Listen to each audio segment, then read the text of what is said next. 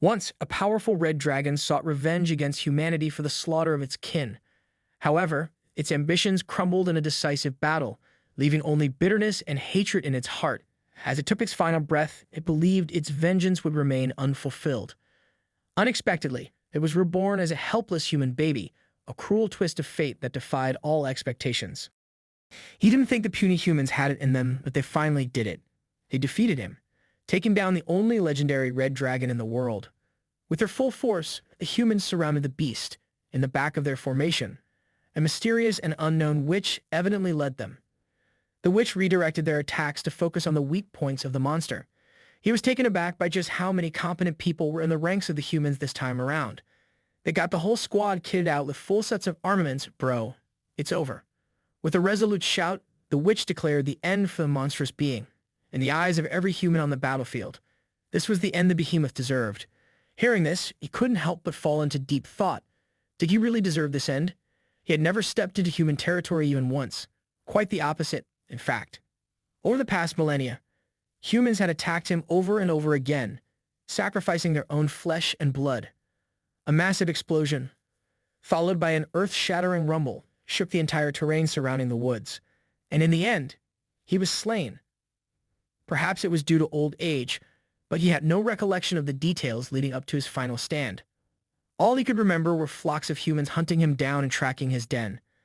Left within the fragments of his memory were nothing but memories of humans appearing out of nowhere, attacking everyone he cared about for absolutely no reason whenever he found somewhere he could call home. That's just messed up, bro. The humans used everything at their disposal, whether it was magic, strength, or blades. Every single mighty dragon fell to their sheer numbers and force. They killed his friends, they wiped out his family. They displayed and paraded the heads and corpses of everyone he cared about as trophies of their brutality. That crosses the line, my guy. They're out here hunting endangered species. That was until he had finally had enough. With a furious roar, a massive flame erupted from his mouth, incinerating everything in sight. He had become the last dragon in existence. He had nothing to his name and no one to lose. Displayed in his eyes was a pure desire for vengeance. Revenge was the only thing keeping him alive. It was just as those humans said, an eye for an eye, and a tooth for a tooth. But now, all of that was behind him. Surrounded by the human forces he hated the most, he could finally rest his eyes in his tired body. The last legendary red dragon had fallen. Rest in peace, man. You were a real one. In his slumber, he heard a sweet voice calling out affectionately. At the end of the dark abyss, a bright and blinding light drew closer and closer to him. All he could feel was utter confusion. At the other end of the light, from the abyss, he laid eyes upon a human smiling brightly while admiring something or someone adorable. Once he realized what was going on, the man was already beaming with joy as he squeezed and held a tiny, delightful baby in his arms. From fearsome to adorable, that's a glow-up in my book.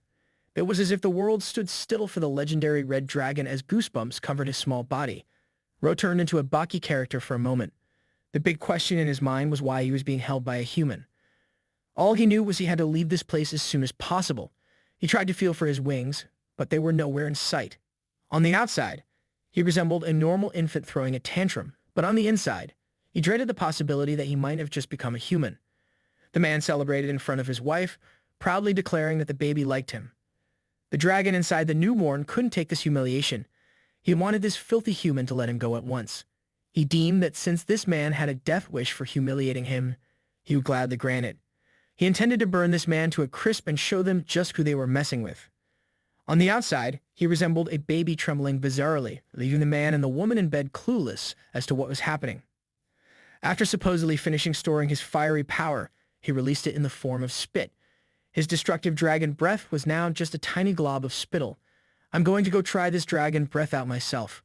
The man was taken aback by the baby's actions, while the dragon questioned just what had happened to his once monumental magic. In his mind, the sweet words of the woman who was about to pick him up were simply terrifying. The hands of a larger human than him scared him immensely. This was truly hell for him. The beautiful woman was simply welcoming him to this new life, and from now on, he will be known as Ray.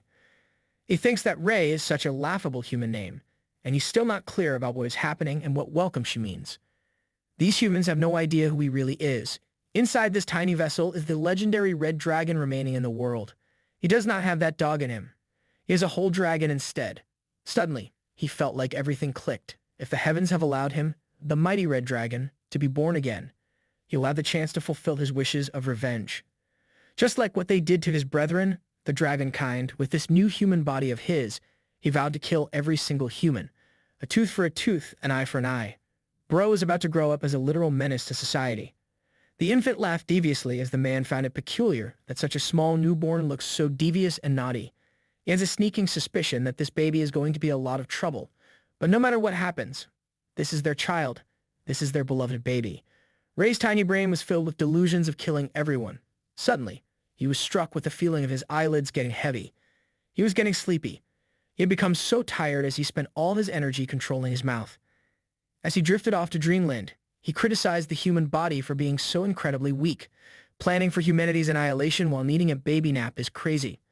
Opening his eyes to a wide blue sky and the refreshing air of nature, time flew by. It has been quite a while since Ray became a human, and he has learned a great deal of new things regarding mankind. Now he even knows what his parents are called. Calling them long hair and short hair would not be very specific, after all. His parents' names are Scarlet and Jake, respectively. They seem to have better looks than other humans. Scarlet's beautiful face also complements her kind and gentle personality. While this human male called Jake has much more muscle than other humans, and he seems significantly stronger as well. He got those good genetics on lock. It seems like today they have visitors coming to the house. His parents politely let them in and greeted them. The nearby villagers would always visit them, treating them with utmost respect. One of the visiting villagers praised Mr. Talon, also known as Jake, for his remarkable swordsmanship that saved the villager's wife in the Black Forest. They also praised Scarlet for being formidable as well. Even if you looked hard, you would not be able to find a second mage within a 100-mile radius, at the very least. This couple really is a match made in heaven. The kind Scarlet humbly responded to such high praise as the husband and wife insisted that they only did what anyone else would have done. And the most important thing is that everyone is safe and sound. They are being treated so highly because they are what humans call adventurers. Scarlet noticed her baby crawling on the floor, and she can instantly tell that this little guy was getting hungry. The villagers praised Ray for being such an intelligent child. Kids his age usually cannot ask for food by themselves when they get hungry. They'd also noticed that Ray's hair seems a little red. Maybe it's because of the lighting, or maybe it's due to something else. According to Jake, it looks like he started to grow red hair for some reason a few days ago. Inside Ray's mind, he celebrated the growth of his red hair. This fiery hair color probably means that he still has some of his powers left behind. Dragon form incoming.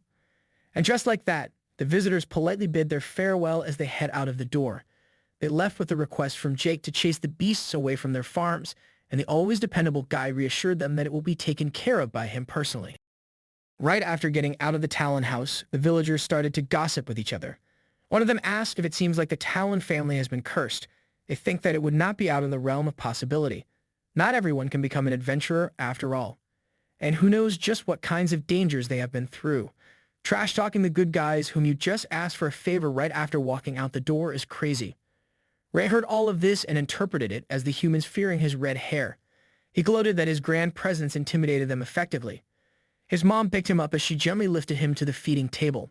This mother and father of his confuse him the most. No matter how savagely he eats, no matter what he does, they never get angry at him. And he has tried extremely hard to make them. One day, he tried to pee directly into his father, Jake's mouth, while he was sleeping. After the initial shock of being awakened by the taste of urine, he laughed and smiled it off as he lifted his beloved son. This little boy is a top-tier prankster. He's just like me. For real. He even praised him for being a genius. To think that he already knows how to pee by himself at his early age, it's impressive.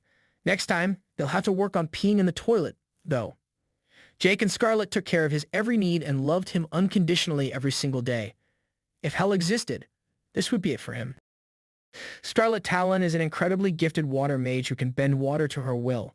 Adventurers are already rare in this world, and Ray's mother is a mage, a type of adventurer even rarer. She looks like a Genshin Impact character, Bro. If he were to successfully get a hold of the strongest magic in this world in the future, his bloody and fiery revenge would come much easier. With a blush on his cheeks from the excitement of the prospect of magic, he's completely ready now. Upon reaching the age of 2, every child has a chance to join the mage evaluation. And today's the day to determine if he has the potential for mana. His father wished him good luck for the assessment. He adorably bid farewell to his father in the arms of the beautiful Scarlet. As the reincarnation of the Red Dragon and the descendant of a powerful mage, he is optimistic about his chances. As the carriage started its journey, he was already confident that he was guaranteed to pass the test. If he were to reclaim his draconic magic, no one would be able to stop him from returning to the top. We need him to become OP as soon as possible. After a long journey on the carriage, Ray was woken up by the cheerful voice of his mother. With a yawn and a stretch, he took in the sights of the town. If there was anything he was worried about, it would be his weak body. They walked through the central marketplace where merchants of all kinds gathered. Businessmen traded their wares while trying to maximize their profits. One wealthy-looking merchant in particular was boasting about his intermediate quality beast crystals to an adventurer. Out of nowhere, a man approached the merchant and the adventurer to ask for something to eat. The guy snapped at the beggar as he kicked and warned him not to get in the way of his business again. Ray saw all of this transpire with his own curious eyes. He thought that this was a tragedy. Even though they were all humans, they looked down on and jeered at those who were weaker than they were. In his past life, he treated protecting the weak as his duty, no matter the shape, form, or even species, and he worked hard towards that end. Granted, it still failed in the end, leading him to his current predicament. Dragons were chill. Man, humanity is really out here with nothing but else. While being carried in his mother's arms, they finally arrived at the crowded Roland Academy. A long line of people trying their luck in the mage evaluation could be seen stretching from the entrance to outside the academy. An attendant guided them to follow the line in an orderly fashion as they would be called if their name was listed. This was the first time he had seen this many people. His excitement was reaching its peak. Meanwhile, those who took the tests and failed grieved in the background. I would ace this mage assessment for real. Get me a registration form. The candidate ahead of them caused a scene as she threw a tantrum over the unfairness of the assessment because she did not pass. Seeing this scene was too familiar for Ray. This world is unfair, and it always has been. That's when an attendant called his name to undergo the mage evaluation next. They were asked to come forward, and a hint of nervousness could be seen on Scarlet's face. It was finally his turn to find out his affinity for mana. I'm betting on high affinity. The robed and bearded facilitator of the mage evaluation asked the mother and son to take a seat in front of a magical ball. He continued to instruct them to have Ray put his hands on the crystal ball. If he had the aptitude for magic, it would glow. The color of the glow would also indicate what element he had an aptitude for. Baby Ray raised his hands as his much-awaited chance had finally arrived. He could already tell that the mighty red dragon would make everyone's jaws drop. He eagerly awaited the results of his mage evaluation. In his past life, he had been versed in every type of magic in existence. After a few moments, he started to hear his mother crying behind him. He chalked this up to his mom being too shocked by his talent in magic. Or maybe she was crying because they both had the same elemental affinity, but after a few more silent moments, he started to notice that the crystal ball was not glowing at all. Oh man, he got targeted by the classic no magic main character syndrome. The bearded facilitator finally concluded the evaluation and deemed Ray a child who did not have an aptitude for magic. He found this verdict preposterous. Where had you ever seen a dragon without magical capabilities? He had been the strongest red dragon in his past life too. Scarlet tried to appeal to the facilitator to ensure that the results were final. She had graduated from this very academy, so it was hard to believe that her child had no magic talent at all. Meanwhile, Ray was aggressively smacking the crystal ball with frustration as he believed they had gotten it wrong. Bro was tapping that crystal like it was in money. He was certain that this stupid ball was broken. The facilitator took the crystal ball away as he apologized for the negative results once again. Ray couldn't just take this disrespect lying down. He was the ruler of magic, after all. He stood up and grabbed onto the facilitator's long, white beard as he tried to convince him that he knew magic. Imagine a 2-year-old baby tormenting you like this. He was convinced that this old man was simply lying to him, that this guy was just trying to hide his abilities to trick them. Scarlet couldn't control her son as the facilitator was forced to call out to the guards on standby. To think that the legendary dragon would not know magic after reincarnation, this really was a twisted joke. Late in the night, the mother and son duo once again boarded the carriage on the way home. Ray wondered if this was his punishment from the heavens because he had killed too many humans in the past. If that was the case, then what was the point? If he was going to be punished, then why had they reincarnated him in the first place? That's when a thought popped into his mind. He concluded that the heavens were testing him. Bro was optimistic as hell. If he couldn't become a mage, then he must find another way to take revenge. Morning came, and the Talon family gathered at the table to share breakfast. The mood was evidently downcast as they sat and ate silently. Ray interjected amidst the silence, calling out to his father. He asked Jake to teach him how to fight. Jake immediately smiled upon hearing his son ask him to train in swordsmanship. He's about to become a red-haired Zorro. This was Ray's next move. He might not be able to learn magic, but he could still be a swordsman. His dream of taking revenge would come true, one way or another. With that being said, revenge was not as easy as he thought it would be. In front of him stood his confidently smiling father, while he struggled to catch his breath. Both were wielding wooden swords. He had been learning swordsmanship from his old man for 2 years now, and in that time, he had not won even once. Drawing his wooden sword with a serious expression, he intended to change his zero-win record today. Bro was just beating his kid up and calling it training. Someone should call child services. Jake swung his sword wide with a casual smile. This was the move Ray was looking for. He knew it the best. He just needed to seize the chance and pivot at the exact moment Jake swung down. If he timed it right, he would be able to attack his father's side. You could already see it so clearly. As Jake swung down, everything went just as Ray thought it would. With his prediction, he would be able to win today. But as he was about to execute his move, he slipped on the grass. Fellas, this is why touching grass is never a good idea. Before he could even recover from the blunder, the wooden sword was already close to his face. With a wooden sound, he was knocked out cold. He questioned why it always turned out like this. His body just couldn't keep up with his brain. These clumsy limbs were truly dragging him down. Give this boy his wings back. When he woke up, Scarlet was eagerly taking care of his injuries while Jake laughed at another loss for his boy. Scarlet scolded Jake for still laughing and not holding back with their 4-year-old child. He reasoned that there was only 1 year until the night trials. If this continued, Ray would not be able to pass. She insisted that he was still pushing the boy too hard. Their son did not need to follow in their footsteps. There were many jobs out there other than being an adventurer. That is a W mom right there. We're putting him on the S-class mom tier list. With a reassuring smile, Jake claimed that he was not pushing hard at all. Ray just seemed clumsy, but that was only because he was too young and did not have enough control over his body yet. They had an entire year left. They must be united in believing that Ray could enter the Avrian Academy.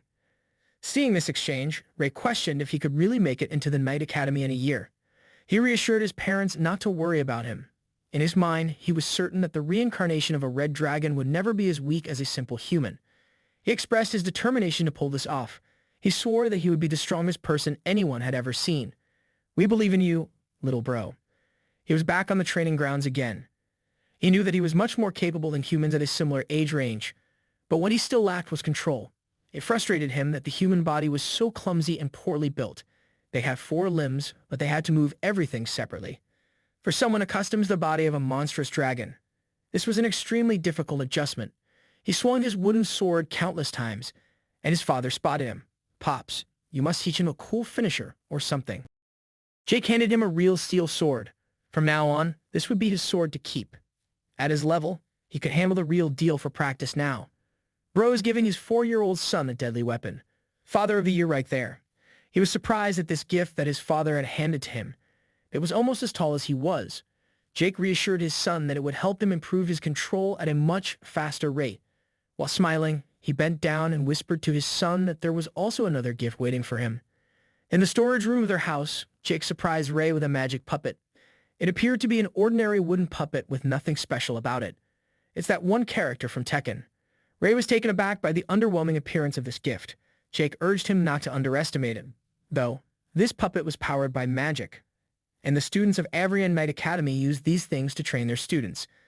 Looking at it intently, Ray still could not see what was so special about this supposed magic puppet. In his eyes, it looked just like a regular puppet. To convince him, Jake urged his son to give it a try and go for an attack. With full confidence, Ray took his wooden sword and slowly approached the puppet. As he started his offensive with a straightforward rush, the puppet started to move, activating its level 1 capability. Oh snap! As I installed. Ray was left surprised as his wide swing collided with the wooden shield of the puppet. He was briefly panicked as the puppet started to lift its own wooden sword. With a simple swing of the blade, the puppet knocked Ray's weapon right out of his hand. In just one exchange, the puppet defeated Ray and promptly terminated its level 1 operation. Bro lost to the ChatGPT puppet. Jake watched with a smile from a distance as he saw his son suffer a loss from his new gift. He reassured Ray that if he could win against the first level of the puppet, it would guarantee that he would pass the exams. Jake had used many of his connections just to get this thing as a thoughtful gift for his son. After the initial shock of his loss, Ray's eyes sparked with excitement. He was determined to win against this puppet in no time. We see the clear blue skies and the serene colors of the trees as we hear the sound of grunts from someone swinging a sword with full determination in the outskirts of the village. Ray collapsed in frustration, his new trusty sword by his side. His movements still can't keep up with his thoughts. This human body of his is truly too weak. If this continues, he will not be able to beat the first level of the puppet, let alone take revenge against mankind. As he tries to get up from lying down, he hears an unfamiliar voice asking him why he wants to beat up a puppet. He is put on high alert as he postures himself for a counterattack while asking who is out there. What he sees is not what he was expecting at all. It is a blonde girl wearing a red hooded cloak around the same age as him. Little Red Riding Hood is out here complete with her basket and all that. She apologizes for sneaking up and startling Ray. She introduces herself as Amy. Like him, she also lives in the nearby village. She noticed that he is still out here at this late hour and just wanted to remind him to leave the mountains before the sun goes down. He sheathes his sword as he realizes that she means no harm whatsoever and was only warning him of the dangers of the mountains. She continues that it is fine to roam around here in the morning, but this place is too near the magic forest. As a result, several magic beasts appear in the area after sundown. Girdle, the only magic beast you should worry about is the big bad wolf. Ray did not know that magic beasts roamed in this area at all. It seems like Amy knows a lot about this place. She knows a great deal about the mountains because she often plucks fruits and vegetables nearby. She has become familiar with this place after a while. She offers to accompany him to go down the mountain together as it is going to get dark soon. He agrees and commits her name, Amy, to his memory. Just as he is about to introduce himself, he stops in his tracks. Amy already knows that this kid's name is Ray. She mentions that he is famous in the village. This reminder causes Ray's mood to take a turn. He knows that he is famous in the village. Every time he walks with his parents, the villagers greet them with respect while whispering about the color of his hair, with every praise about just how big he has become. A whisper of the gossip that he is cursed is hidden underneath. With every invitation to come over and with every grateful remark to his mother and father, a murmur of disgust and fear from his supposed curse is veiled behind. No human has ever grown red hair in this village, so he has become a foreign entity to everyone. They respect his parents, but they have an unfounded fear toward him. Bro really had the Naruto treatment in the village. Only this time, his parents are still alive. Every whisper he hears stings his small body. Maybe it's because adults would always use stories of vicious and terrifying red dragons to scare their children. Red is a color signifying strength as well as evil in human society. It's especially ironic considering the fact that greedy humans were the ones who raised every dragon to the ground. Now, they are still the ones being written off and painted as evil in stories. They use their boundless power and fire to take revenge and protect themselves. But humans only saw it as proof of their supposed brutality. It really do be like that, bro. Haters gonna hate even after wiping your race out. Amy notices that Ray has stopped in his tracks, so she calls out to him to hurry up. With a rustle of the trees, the two walk side by side, exiting the mountains. It turns out that Amy has been seeing him around these parts often lately. She asks him if he has been practicing. Ray confirms that he has been training to become a swordsman. Amy knows that Ray's father is the only swordsman in the village, so she inquires whether he is going to sign up for the Knight Academy. After hearing his confirmation, she shares that her brother is going to sign up for the exam as well. No one can beat her brother in the village, but he is probably jealous that Ray has his father as a mentor, although normal folks do not have the chance to learn proper swordsmanship. Amy even suggests the idea of Ray and his brother becoming friends and practicing together. As they are about to step out of the mountains, they hear the sound of various footsteps approaching them. From the direction of the footsteps, a rude and overbearing shout can be heard calling out to them. This catches both Amy's and Ray's attention. It is a similarly blonde kid with his sidekicks, addressing Ray as red hair and demanding him to leave his sister alone. I'm just going to say it. This kid has a really punchable face. This type of provocation does not go over well with Ray. Amy steps in between them as he calls out his brother, Gary, for being tactless when Ray has not done anything to her. Gary questions his sister for hanging around with red hair. He warns her that Ray's curse is contagious. He even checks if his sister's hair has turned red. Meanwhile, his two cronies arrogantly approach Ray, hurling trash talks against him, calling him shameless and asking him to leave the village altogether. Why does sidekicks have to be so extra all the time? The chums got right in Ray's ear and whispered stinging words. One said that his parents probably had a hard time raising a cursed child like Ray. The other one jokingly remarked how terrifying it is to be on the bad side of this supposed curse. He urged Rei and his family to move away as soon as possible, as the rest of the village were just common folk who couldn't get involved in that sort of thing. They continued to mock his parents for being high and mighty wizards who couldn't sympathize with lowly civilians, while Rei clenched his fist in anger. Oh no, trash-talking the parents is in no going-back zone. It's on sight with these goons. As the group walked away, he couldn't take it anymore and angrily called out to them. In just a second, his fist was already hurtling through the air, aiming for the face of the goon who was fearlessly talking trash. This guy is learning the lesson of frown and find out in real time. Gary forcefully shoved the guy to the side as he absorbed Rei's punch with his arm guard. He immediately felt a sharp pain traveling through his protective gear. He was sent flying from the impact of Rei's critical punch. He warned the blonde kid not to get in the way anymore. He just wants to beat up the one who insulted his parents.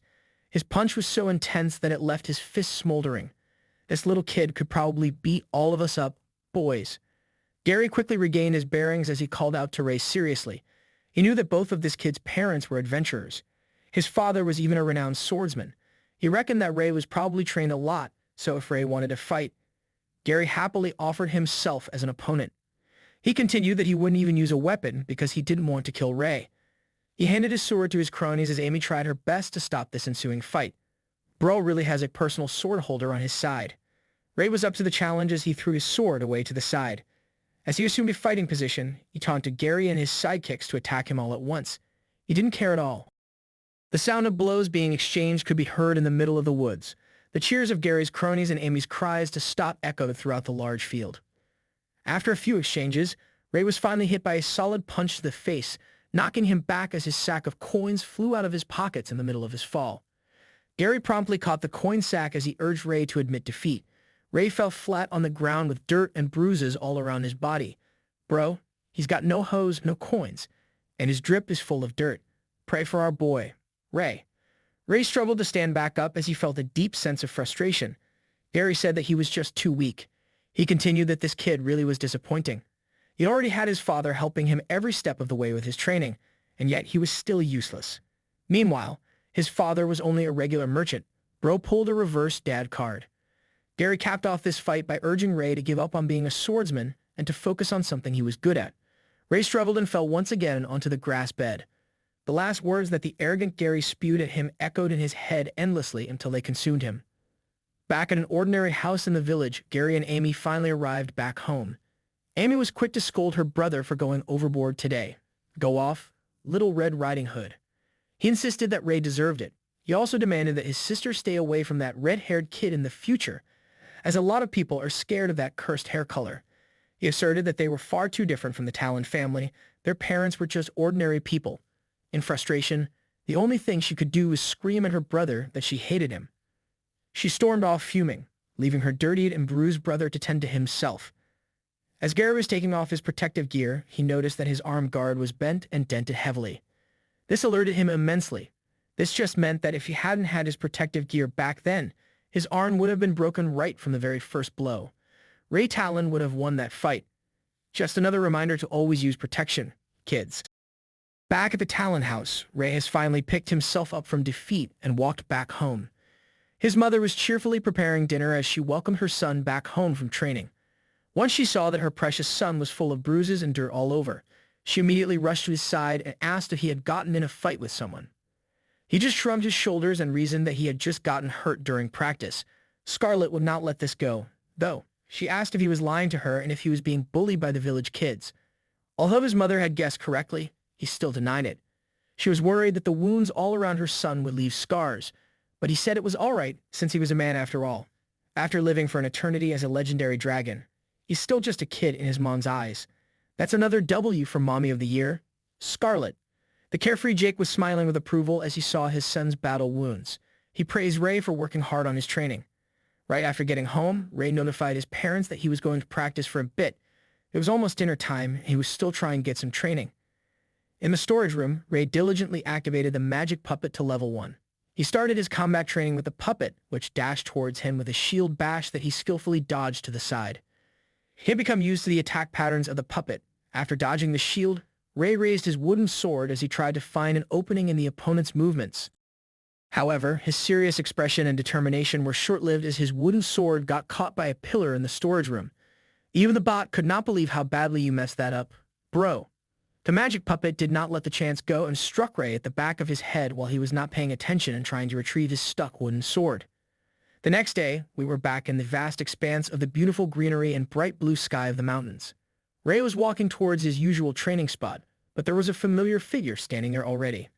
He knew all too well who this person was. It was Amy. She was looking around nervously, seemingly waiting for someone to arrive. She finally spotted Ray walking slowly towards her and blushed profusely. Her cheerful expression quickly turned into embarrassment as she remembered what her brother had done the other day. Finally, she gritted her teeth and welcomed Ray with a wide smile on her face while joyfully waving at him. It seemed like she had been waiting for him for a while now to express her apologies in person. She's a W friend for real. Ray assured her that it was fine. It was not a big deal. It was not her fault anyway. After what Gary did to him, he realized that he just was not strong enough. Amy teared up as she genuinely felt bad about what happened. Ray saw this and reaffirmed his stance that humans really are a troublesome breed. It looked like he really needed to learn how to socialize. Is he going to learn the art of Riz at such a young age? He walked closer to Amy and took a single apple from her basket. He took a bite and declared that this would do as a symbol of him accepting her apology properly. She reassured Ray that his brother Gary would not trouble him anymore. From that day onward, Amy would appear at the same place and at the same time every single day. Sometimes she would talk for an entire day while Ray swung his sword persistently, and other times they would just share the silence as she read a book quietly. Sooner rather than later, he got used to having her by his side every day. Bro is literally having the best childhood ever. At the entrance of the Talon family, a whole cavalry of armored soldiers and combat horses gathered out front. Oh man, this will either be really good or really bad. The leader of the troops stood in front of Jake and Scarlet as they received an extremely dire piece of news. Jake was shocked to learn that the nearby villages had also been attacked by that thing. It seemed that there hadn't been any clear witnesses of the attacks, but there were already victims who had been infected. Those same victims were currently too disoriented to tell anyone what had happened to them. This brought the leader of the troops to ask for Jake and Scarlet's help at the Talon house. Scarlet knew that those things in question didn't usually appear where humans do. This situation was too abnormal. She presented the idea of going with her husband on this mission. Jake reassured her not to worry. He was sure that this would just be a simple recon quest. Besides, Ray was going to take the Avrian Knight Academy's entrance exam. One of them had to stay with their son and take care of him. He comforted her, telling her not to worry too much as he would be back before she even noticed. She finally gave in and reminded Jake to just always be careful. What the hell is this thing that they're so stressed about? Back in the mountains, the colors of the setting sun painted the skies with a vibrant hue. Ray was struggling to catch his breath after training for the whole day. Despite putting in all the effort he could muster, he still couldn't quite coordinate his human body well. He looked behind him and saw something astonishing. Amy was quietly flipping through her book as the brilliance of the setting sun hit her at the perfect angle.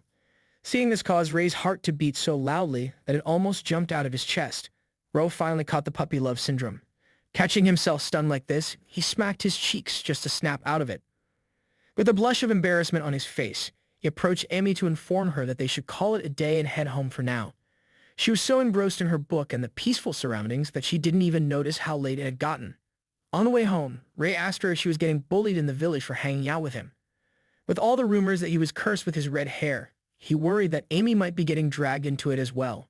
She was resolute in her belief that it was just their problem and not theirs. She did not find Ray's red hair scary at all. On the contrary, she thought it looked cool. And other than his red hair, she saw that he was a very special person deep inside. With her signature bright smile, she urged Ray to just be himself. That is a W friend and a best girl in the making right there.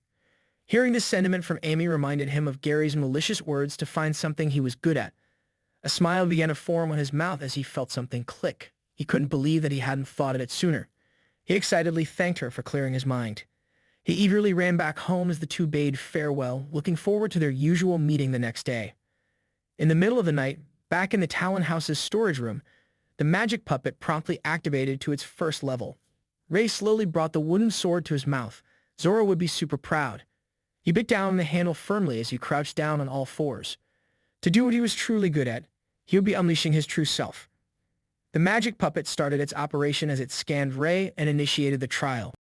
With nimble and natural movements, he jumped and moved like a wild beast on all fours, running circles around the magic puppet. He confirmed that he was much more agile when moved with all of his limbs activated. Now it was time to try this thing out for real. The magic puppet swung its wooden sword down, and he jumped high above, utilizing all the strength of his limbs.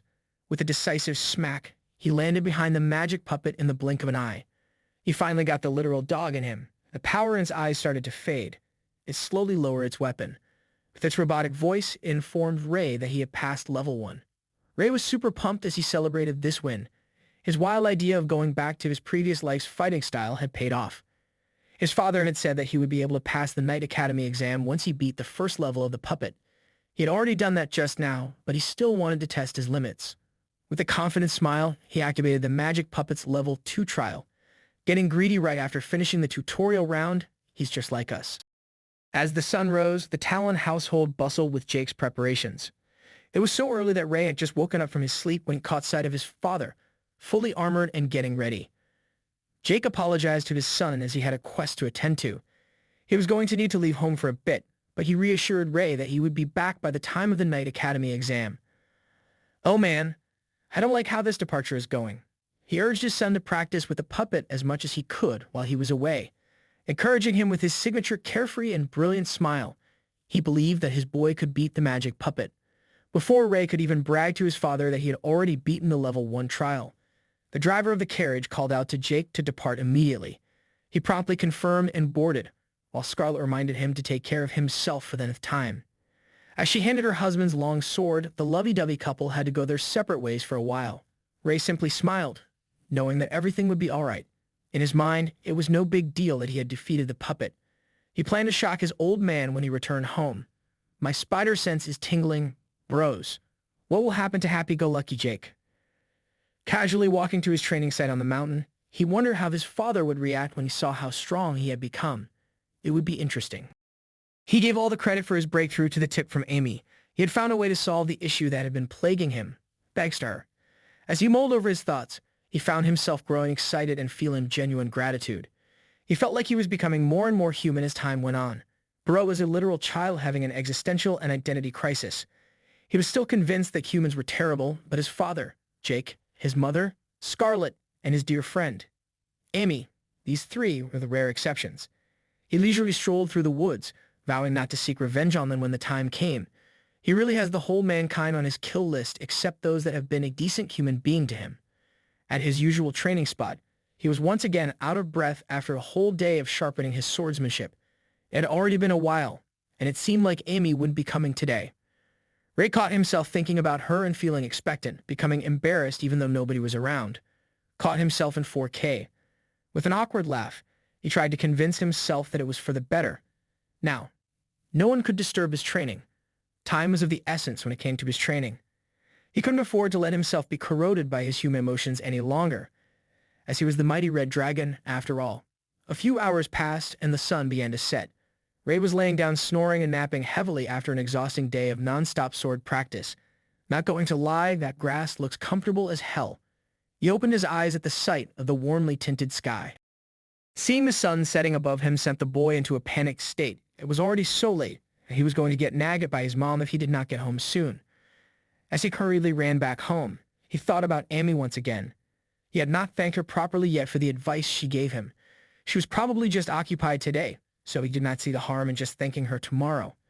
He got back to the village without a hitch, but the sky had already become dark. He spotted the villagers gathering around frantically, as it seemed like they were looking for something or someone. Oh snap, villagers with torches in their hands is not a good sign at all. Gary and Amy's father could be seen with distraught eyes as he desperately asked the village blacksmith if he had seen his children. The blacksmith confirmed that he had seen 4 children come to buy new weapons in his shop earlier that morning. He also heard the blonde-haired boy tell the others that they were going to the forest to hunt magic beasts or something along those lines. This statement drained the life out of Amy and Gary's parents. Hearing that their children had gone to hunt magic beasts was a punch in the gut. The other villagers criticized the village blacksmith for not stopping the children. How could an adult let young kids go to the forest by themselves? The blacksmith insisted that he did not know the children were really going to go. This guy did not even ask for an ID or something. He's really out here selling deadly weapons to toddlers. Amy and Gary's father took action because it was far too dangerous in the forest at night. They had to call the guards and tell them to join the search for the kids. Ray listened to all the commotion as he walked past the panicking villagers casually. All he thought about was that with Gary's little party missing, it seemed like karma was working extremely fast. He thought those kids got what was coming to them. If they were to be killed by magic beasts, it would be less of a chore for him. But Amy, she was missing too. She treated him decently, and he did not want to include her in his revenge against humanity. But she had that foolish brother of hers. As the villagers lit up their torches and organized the search, Ray walked past them. In his mind, human lifespans were short after all, so it was really just a matter of time. He took a few more steps, trying to convince himself that this was his stance. But when the lively face of Amy appeared in his mind, calling out to him, he stopped in his tracks. He realized that he had his own path to walk on. After deliberating even more while standing still, he felt a feeling that he had not felt before. Lil Bro was starting to develop empathy. Good for him. He swiftly turned around with urgency on his face. He stopped deluding himself that he was above this. This wouldn't do. Amy was innocent. He rushed toward the direction of the forest, hoping that Amy could hold out and wait for him to arrive. He was determined to find her. He still hadn't thanked her for helping him defeat the puppet yet. Deep in a forest, a few bodies of wolf beasts could be seen littering the ground. Alongside those wolves were Gary's two sidekicks lying unconscious. Gary himself stood resolutely with a sword in his hands as he tried to shield Amy from something facing the siblings. She cried in fear as her brother tried his best to steal his resolve. With shaky hands gripping the sword's hilt, dread could be seen on the young boy's face. They were facing a monstrous, battle-scarred, magical wolf beast with 3 eyes. It was at this moment he knew. He effed up. Ray ran as fast as he possibly could. He huffed and puffed as he struggled to catch his breath, desperate in his rush. As he delved deep into the forest, he began to smell the scent of fresh blood nearby. This put him on high alert, increasing the likelihood that Amy was in danger. Upon arriving at the scene and leaning against a tree for support, he was disappointed to discover that the source of the smell was just a young demonic wolf. Did those little rascals kill a young puppy? There appeared to be an incision from a blade on its stomach, and it was still warm. Judging from the signs of struggle, the party was nearby. However, there was one glaring problem. The footsteps on the ground were all mixed up. Ray couldn't figure out which way to go from there. While he was grappling with his next move, he heard a loud scream from a familiar voice. It was undoubtedly Amy's. Gary took on the massive demonic wolf, and the outcome was as expected. He was sent flying toward the trees, screaming in pain from his injuries. Lil Bro is getting clapped. We love to see it. Keep Amy safe, though. Amy rushed to her brother's side, her expression flustered, as the demonic wolf loomed over them, slowly advancing. Is this the alternate ending for the Little Red Riding Hood? With a sudden leap, the demonic wolf opened its jaws, emitting a savage howl as it pounced on the scene, aiming to devour the children whole. Helpless, Amy closed her eyes. Knowing she couldn't do anything about the demonic wolf that was about to make them its dinner, she called out to someone, anyone, to help them. As copious amounts of blood spurted onto the ground, a sharp glint of a blade became visible as Amy anxiously opened her eyes. It was none other than Ray, wielding his sword and thwarting the demonic wolf's attack by jamming his blade through the beast's mouth. Now, that's how you make an entrance. Demonic wolf slayer Riz. Ray asked if Amy was all right, and she confirmed that she was, but the other kids were in bad condition. Before she could finish her thought, the wolf was already launching a follow-up attack. Ray was too slow to react, and the monster scratched him on the shoulder. He stumbled backward, losing his balance. Catching himself with his hands, he stabilized on the ground and faced the demonic wolf. He reassured Amy not to worry, as he wouldn't die so easily. He formulated a plan to lure the monstrous wolf away from her first. As it made another savage scratch, Ray responded adeptly by jumping onto a tree branch. The demonic wolf quickly adjusted its position, locking onto Ray. With a high jump, it lunged upward, but Ray swiftly evaded the attack with expert precision. He had been barely dodging throughout the entire fight with the beast. He grew extremely frustrated with his own body. It was too weak at this point in time. He couldn't possibly hold up against an adult demonic wolf for much longer. Bro just got nerfed too hard. In the face of absolute power, Ray's outstanding speed is just a joke. He can't even lead him away at all. In the past, a demonic wolf like this one would have been nothing in his eyes. But now, he was almost at his last stand as he tried to shield Amy. The demonic wolf was foaming at the mouth at the sight of its potential dinner. Ray called out that these humans are his and this beast is not allowed to touch them. The demonic wolf did not take this well at all. With a savage roar, it rushed and executed another jump with its jaws open for the bite. Rei has been anticipating this exact move. He would not be able to hold on much longer, so this next attack of his must count. He met the monstrous charge of the demonic wolf with one of his own. He already knows the weakness of this demonic wolf.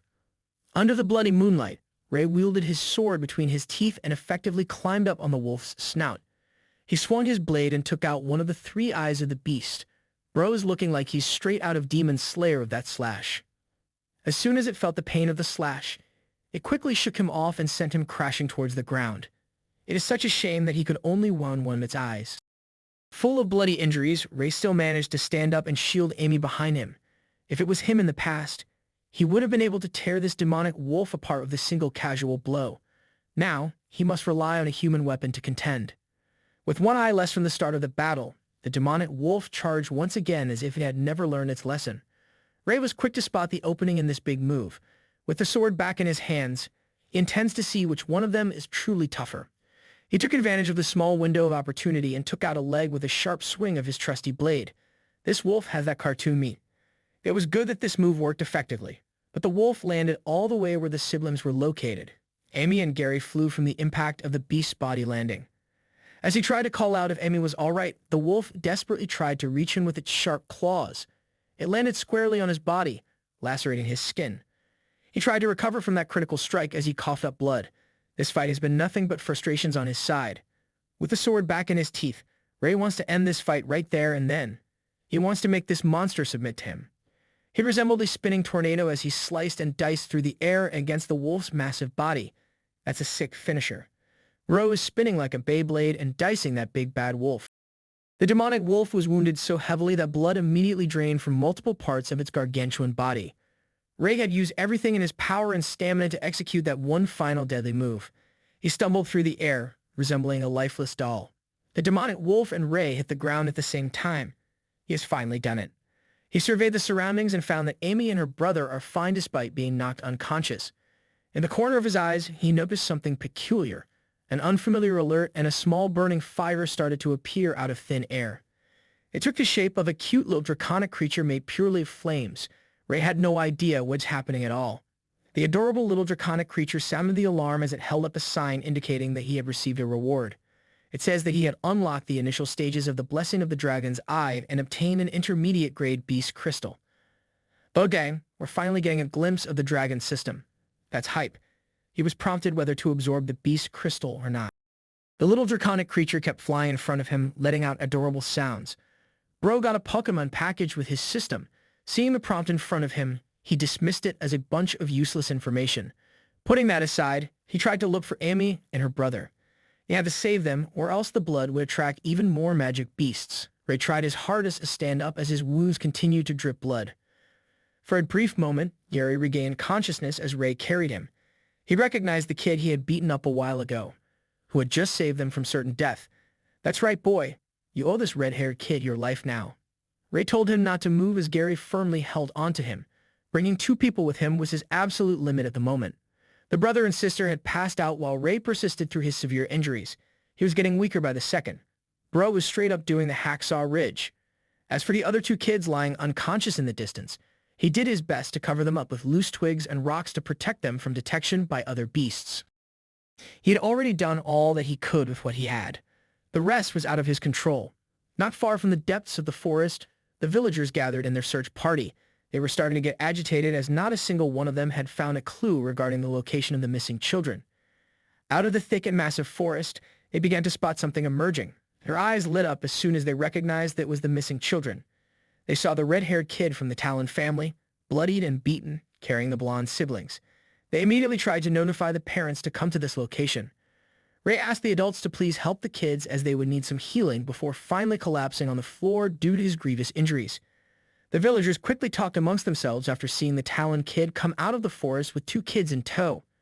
That forest was filled with magic beasts at night, and they couldn't comprehend why these kids would willingly go inside.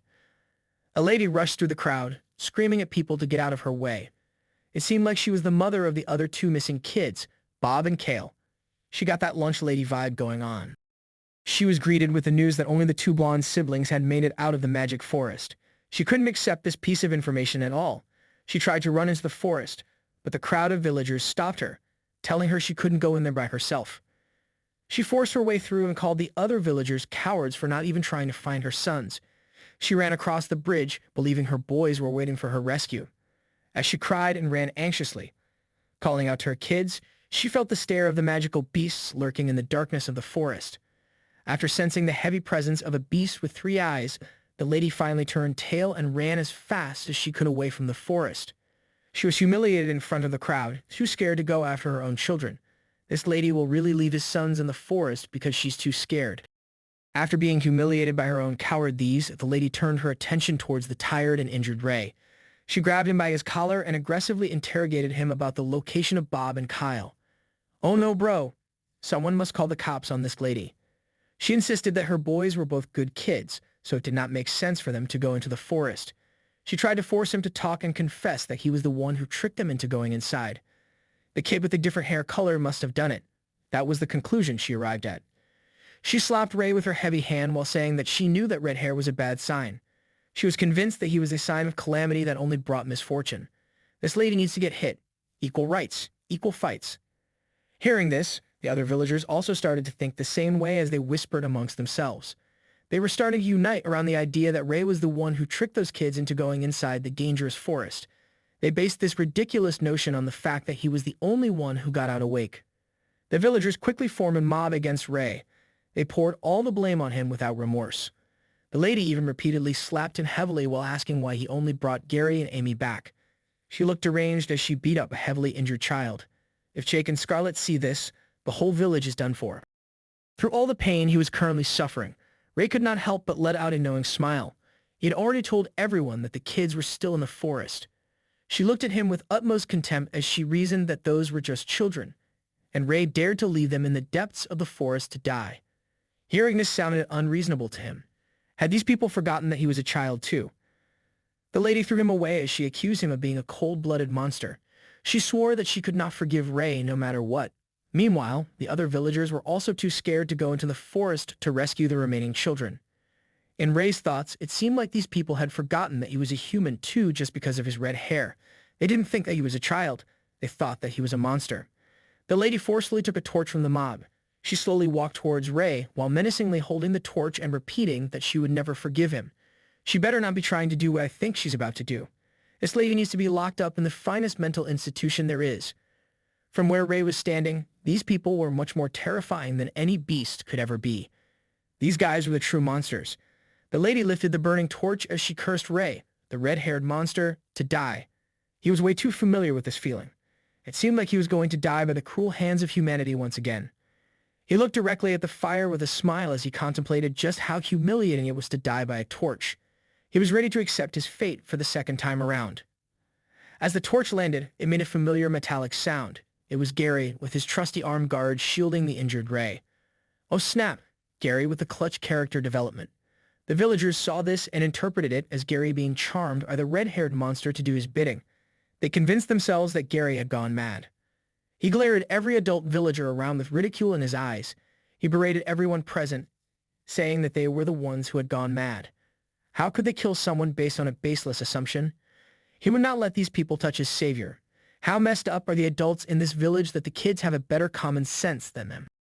The hateful stare of the lady who kept blaming him and cursing him to die was etched into Ray's memories. It gradually fused with his final memory in his past life, the Star of Calamity spell that ended his life and the mighty warriors who wanted him dead. Every single human that wanted him gone. Ray opened his eyes in a cold sweat at the tail end of such a horrifyingly real nightmare. His injuries were beginning to heal as his wounds were properly dressed and taken care of.